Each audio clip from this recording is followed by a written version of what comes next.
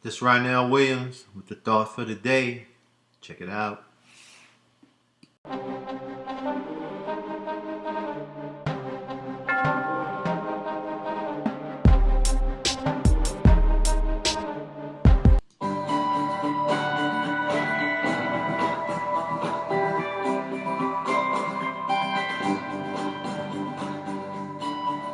Something I deal with often in the church is the identification of what true godliness is. And I think there's a lot of misconceptions on that. And I believe the best guide we have is Galatians chapter 5, the fruit of the Spirit. Like, we've had people come in and they've just been ostentatious and have stood up when the worship leader has told them to be seated and have raised their hands. And I'm not against raising hands, but just made a show for themselves and drawing attention to themselves. That's not godliness. Let's go back to the fruit of the Spirit. Fruit of the Spirit is self-control. Expressing emotion, worshiping God in the innermost parts of your heart, but yet doing it with self-control.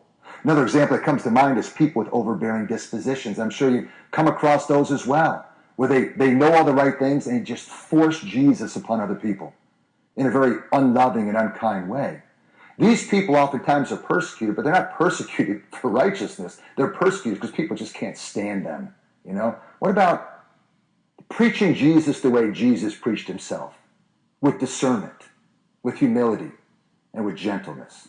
You know, I think of people oftentimes that'll say, I want to be slain in the Spirit during the worship service. I don't know what that means, and it's hard to use a Bible verse to defend it, but I'd rather have people that demonstrate the fruit of the Spirit in the worship service, the spirit of joy, that they come in there like the Bereans, and they're joyful to hear the Word of God, that they're joyful to look forward to leaving that sanctuary and applying it to their own lives. That, to me, is a man or woman who is a godly individual. Or how about someone that comes in with unusual talent? Maybe it's they sing, maybe they play guitar, maybe they're just incredible orators. You can have those people, because oftentimes those people do it on a very infrequent basis. I'm not saying all talented people work infrequently, but if it's done in an infrequent basis or done to draw attention to yourself, I'll take the person that is faithful. I'll take the lady that has been teaching the 2-year-olds, that no one even knows her name other than maybe some parents who have children in that class, but has served week in and week out and has done it only for the glory of Jesus Christ. You can have the impressive talkers. You can have people that put on the noticeable fronts, coming into church and speaking in King James Version, and using all the big words that are found in the Bible, and just impressing people with their biblical knowledge. That's wonderful. But is he doing that in his house? Is he a saint in the church but a devil at home?